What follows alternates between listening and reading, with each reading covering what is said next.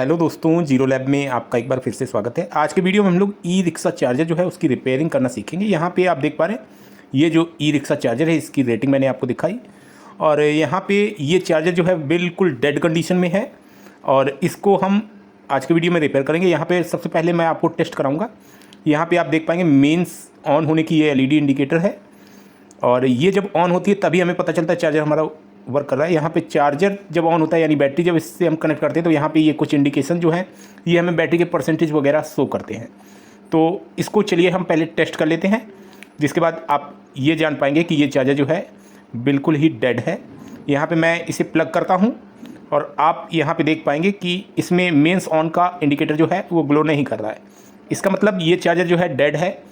चलिए अब हम इसको खोल के इसके अंदर की फॉल्ट जो है उसको जानेंगे और इसको रिपेयर करेंगे। यहाँ पे कुछ स्क्रू लगे हैं जिनको हमें अनस्क्रू करना है, तो मैं इन्हें अनस्क्रू कर लेता हूँ और जिसके बाद इसके अंदर के सर्किट बोर्ड को हम देख पाएंगे। तो इस तरीके से मैंने इसके स्क्रू जो है उन्हें निकाल दिया है और यहाँ पे हम इसके अपर हाउसिंग को इस तरीके से अलग करते हैं। यहाँ पे आप इसके अंदर का जो सर्किट है उसे देख पाएंगे। ये पूरी PCB जो है इसमें काफ़ी सारे कंपोनेंट्स लगे हुए हैं और इसमें क्या फॉल्ट है इसको रिपेयर हम तभी कर सकते हैं जब हमें इसके बारे में अच्छे से जानकारी हो। तो यहाँ पे कुछ स्क्रू और लगे हैं जिनको मैं अनस्क्रू कर देता हूँ और ये PCB जो है इसे बिल्कुल ही बाहर करके आपको दिखाता हूँ। तो यहाँ पे काफ़ी सारे स्क्रू इसमें लगे होते हैं, सभी को आपको अनस्क्रू करना है, जिसके बाद ही आप इसकी PCB जो है उसे निकाल पाएंगे। और यहाँ पर आप देख पा रहे हैं मैंने इसकी PCB जो है उसे निकाल दिया है। यहाँ पे इसमें काफ़ी सारी डस्ट है जिसे हमें साफ़ करना है और उसके बाद हम PCB जो है उसको मैनुअली देखेंगे कि उसमें क्या फॉल्ट है और उसके बाद ही हम इसकी रिपेयरिंग करेंगे। तो यहाँ पे आप देख पाएंगे मैंने इसकी डस्ट जो है उसे क्लीन कर लिया है। यहाँ पे कुछ पार्ट्स हैं जिनको हम देखते हैं तो हमें ख़राब दिखते हैं। यहाँ पे एक MOV और एक फ्यूज़ जो है ये हमें ख़राब दिख रहा है। तो यहाँ पर इन पार्ट्स को हम रिप्लेस करेंगे, लेकिन हाई वोल्टेज आने की वजह से ही MOV जो है वो शॉर्ट होता है जब भी हमारा फ्यूज़ ख़राब होता है। तो हो सकता है आगे भी सर्किट में फॉल्ट हो। तो आगे यहाँ पे एक ब्रिज रेक्टिफायर लगा है और इसके आगे ये कैपेसिटर्स आप देख पाएंगे, बड़े से इलेक्ट्रोलाइट कैपेसिटर हैं। और यहीं पे आप देखेंगे कि ब्रिज रेक्टिफायर के जो AC पॉइंट है यहाँ पे हमें सॉर्टिंग टेस्ट करनी होती है और साथ ही DC पॉइंट पे सॉर्टिंग टेस्ट करनी होती है। तो यहाँ पे हमें, चूँकि हमारा MOV ख़राब है, तो हमें सबसे पहले ये MOV निकाल देना है, इसके बाद ही हम सॉर्टिंग जो है उसे टेस्ट करेंगे। तो यहाँ पे मैं MOV जो है उसे निकाल देता हूँ और यहाँ पे आप देख पाएंगे इस MOV में जो प्रिंट है मैं आपको दिखाता हूँ, S20 के 320 इसमें प्रिंट है।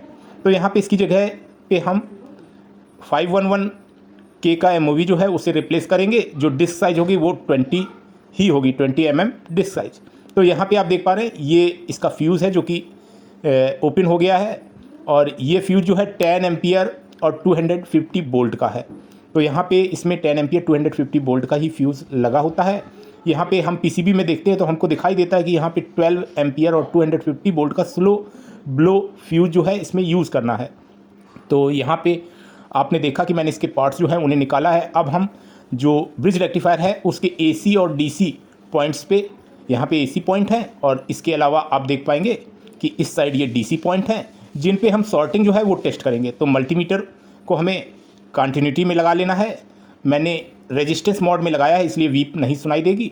यहाँ पे आप देख पाएंगे कि जब हम सॉर्टिंग जो है इसकी टेस्ट करते हैं AC पॉइंट्स पे ब्रिज रेक्टिफायर के, तो हमको 120 किलो ओम दिखाई दे रहा है, लेकिन जब हम DC पॉइंट पे सॉर्टिंग टेस्ट करते हैं तो 00 ओम दिखाई दे रहा है।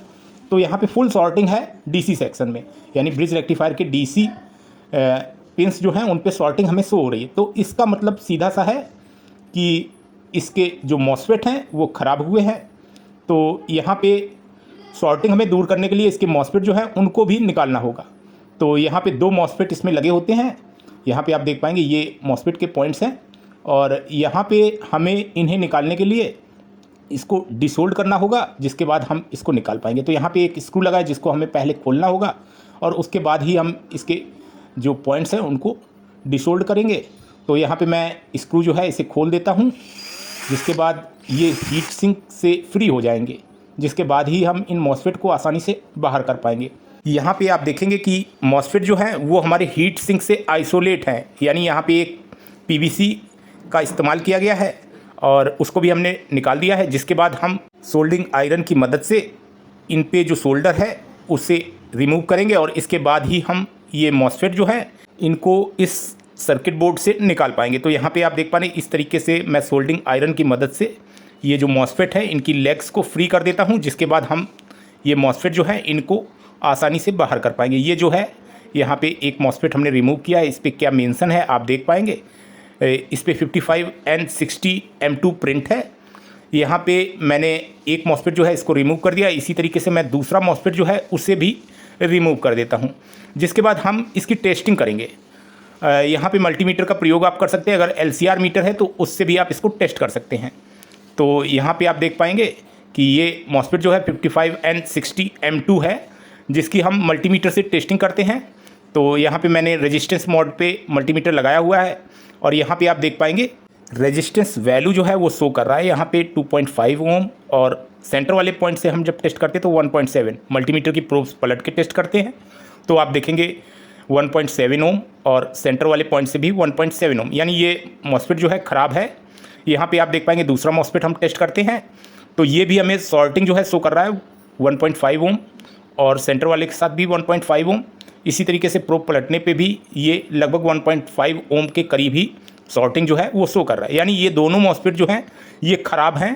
तो यहाँ पे हम इन दोनों मॉसफेट को रिप्लेस करेंगे, जिसके बाद ही हम इस सर्किट को ठीक कर पाएंगे। यहाँ पे आप देख पाएंगे मैंने दोनों मॉसफेट जो है 55N60 के ही लिए हैं और इनको मैं रिप्लेस करने वाला हूँ। तो यहाँ पे हम PCB में इन मॉसफेट को प्लेस करने वाले हैं और जिसके बाद हम इसकी टेस्टिंग करेंगे। यहाँ पे आप देख पाएंगे मैंने इस तरीके से दोनों मॉसफेट जो है इसमें लगा दिए हैं और मैं इनकी एक एक लेग जो है सेंटर वाली इनको सोल्डिंग कर देता हूँ।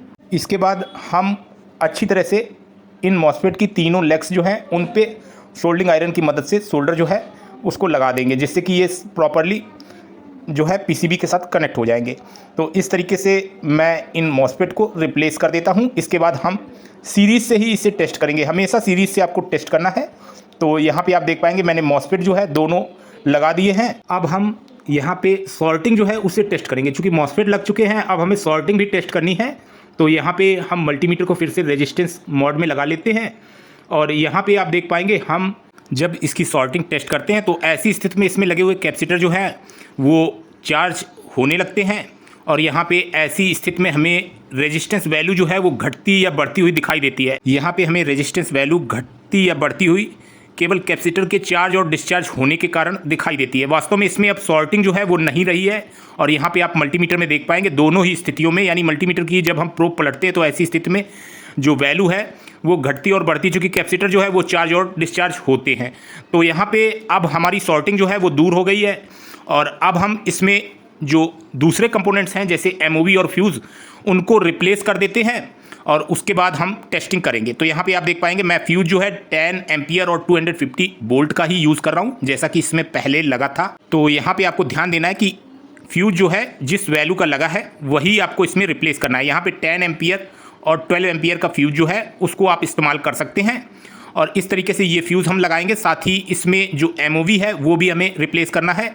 तो यहाँ पे आप देख पाएंगे डिस्क डायमीटर 20 का और 511 के वैल्यू का हम इसमें MOV जो है वो प्लेस करेंगे। यहाँ पे हम इसी MOV को इसमें रिप्लेस करने वाले हैं।